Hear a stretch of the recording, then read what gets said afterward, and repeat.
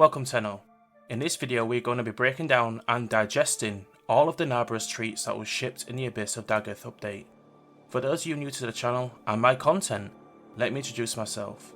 I am Vector, the community call me Vec for short. I am an official content creator for Warframe, and as such I am listed on warframe.com under their creator section. I am also an official content creator for Ubisoft, and I stream both Ubisoft titles and Warframe over on twitch.tv/pnx_vector. I would like to take a moment to thank Digital Extremes for allowing me to run a giveaway for my community. It is with great pleasure to announce that I am able to give away the most prestigious Grendel Prime Premium Access called the Regurgitate Pack. For more information on that, check out this video. The link to it will be pinned in the comments below. And as it is a giveaway sponsored by Digital Extremes, it is open to all Tenno on all platforms. Again, how to enter the giveaway and its end draw date, please check the linked giveaway video in the comments.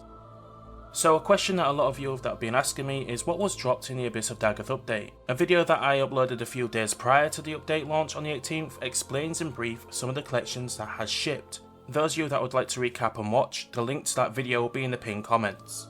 First up, let's have a look at Dagath and how she handles herself on the battlefield.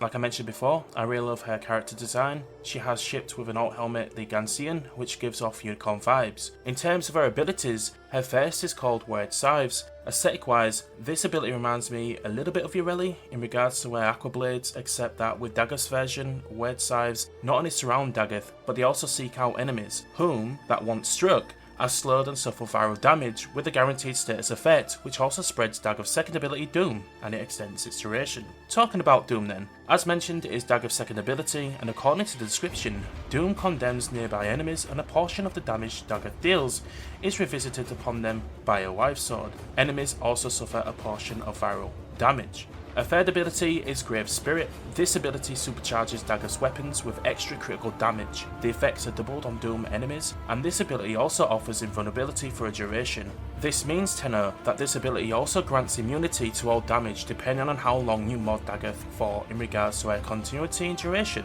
Her fourth ability for me is possibly one of my favourite abilities in game. Rakali's Cavalry is an ability where Phantom Caves charge the enemy, again inflicting viral damage to all in their path. If you have doomed those enemies before you use the fourth ability, according to the description, it also strips the defences of those affected by Doom. Moving on to Dagath's signature weapon, the Dorclave then, this whip blade is definitely bigger than I expected. It does have a really cool feature where if you use the heavy attack, the Dorclave sends out the hook and pulls the targets towards you. I had so much fun with this heavy attack on my Twitch streams. So this update isn't short on giving the Warframe community treats during this Naberus festive season.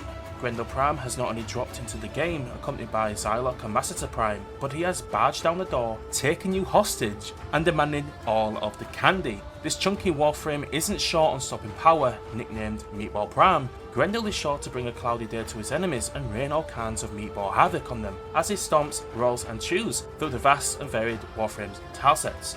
Let's begin with the star of the show, Grendel. Aesthetically, his character design is definitely interesting. From his hooked toes to his chunky core and his prime helmet, I can see why he is referenced in a horror light in his debut Prime trailer. Xylock Prime isn't far behind though regarding its weapon design. Just look at that wood grain. In my opinion, this is the best aesthetically looking secondary weapon design that Warframe has released so far. Xylock is definitely a secondary you'll want in your inventory with a few basic mods equipped, and this thing is actually really good. Finally, Grendel was released with his all too familiar signature melee weapon, the Massacre Prime, or, as referenced in my Twitch stream by a community member, the Tornado Potato. I have played around with the Grendel and his weapon, and in my opinion they're definitely worthy of the grind and being an addition to your arsenal. For those of you wondering what you received from purchasing the Prime accessories, Grendel came with an Ephemera called Only Prime. I have used this Ephemera on a few of my fashions and it doesn't look out of place. The Prime accessories also came with a Prime Sandana called Sunper Prime. This Sandana is absolutely beautiful. Eagle-eyed Tenno would have also noticed that the Sandana drops a trail of void feather-like objects. For Prime accessory collectors, this one is definitely a must-have. It wouldn't be Warframe without fashion frame cosmetic items, and in this section of the video we're going to talk about the new cosmetics that was shipped in the Abyss of Dagath update. Again, I'd like to say a huge thank you to Digital Extremes for providing me with the Abyss of Dagath Day 1 access. For those cave lovers like myself, you will be pleased to know that we have a chamfron, tail and saddle. The Aumen cosmetics can be purchased in numerous ways. If you want to purchase separately, the saddle will set you back 90 plat, the chamfron 60 plat and the tail 40 plat. You can also purchase the Aumen Kaithe Collection, which costs 155 plat, saving you 35 plat compared to purchasing the items individually. The Aumen Kaithe Collection is also included in the Dagath Collection. For those of you that would like to purchase a bigger slice of the update, again this saves you more platinum overall.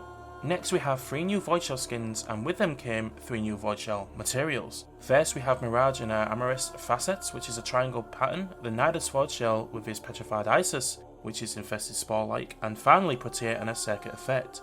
Each Voidshell can be purchased via their own mini collection for 90 plat, which consists of the Voidshell and its material, costing a total of 270 plat if you purchased all 3 mini collections individually. You can also purchase the Void Adornment Bundle 5 collection for 220 plat, saving you 50 plat compared to purchasing the Mirage, Naberus and Protea Voidshell packs individually. For those of you new to Warframe, Voidshells are a fashion framer's dream as they add more player control over the fashion frame creations. Each category, for example primary and secondary and etc., can have its own material type. This means that you could potentially have a Warframe with multiple material aesthetics, and depending on the material depends on how the selected colour from the palette you're using looks. Each Warframe will probably have its own Voidshell, and in turn a Voidshell will be accompanied by its own material. This means that we could end up seeing an excess of 50 plus Voidshells and materials for this to fashion frame in the future.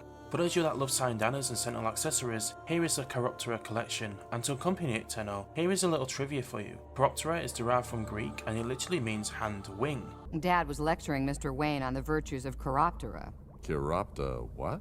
Chiroptera, bats. Now those of you that love to fashion your Warframe, operate or drifters as a nightmarish creature, the Allspun Syndana in my opinion is one of the best we have available in game to date. Like I said in my pre-update video, the attention to detail on this piece is really good.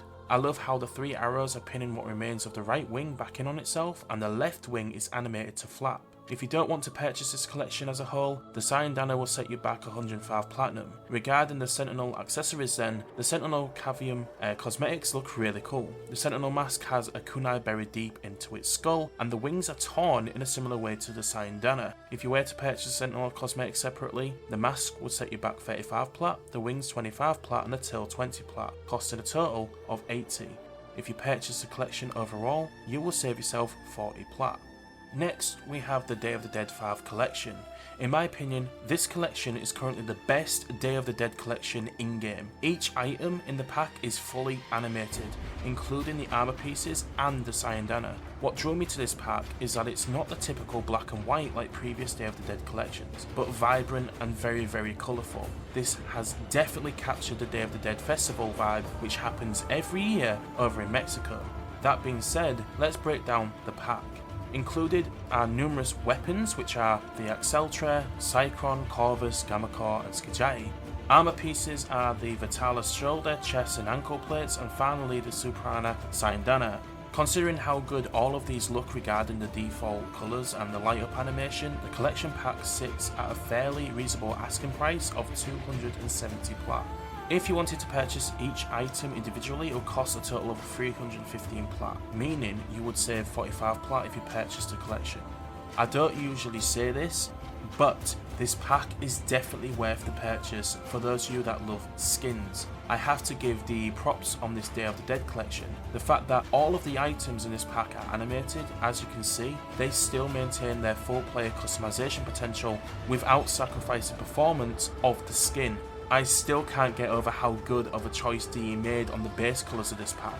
Like I've stated a lot of times in this section of this video, these skins definitely pay homage to the Day of the Dead festival, and whilst still maintaining that level of respect and just look as deadly. So for those Tenno who love their profile glyphs or just love to show them off in the dojos, orbiters, drifter camps and dorm zones, the next collection will be the one for you. The Chilling Glyph bundle provides, as described in the pack description, a collection of morbidly festive glyphs. Each one is uniquely designed and captures Naberus in the perfect light. As with the previous collections, you can purchase each of these glyphs separately or save 15 plat by purchasing the bundle. Shipped into Warframe is a new colour palette, Tenno III. It has a range of different colours in the palette, so I'm sure it will have something for everyone in there. The Tenno colour palette series is one of my favourites, and I use them pretty much all of the time on my fashions. This colour palette will cost you 75 plat if you choose to purchase it. So for the next part of the video, despite this being out for a little bit of a while now, I would still like to provide a little bit of a spoiler warning. If you have not completed the New World quest, then please proceed at your own discretion. The cosmetic that was released in the Abyss of Dagath update is tied to a specific New World quest completion unlock. That being said, let's proceed. So the final cosmetic that was shipped into the update is the Lotus Naberus Vampire skin.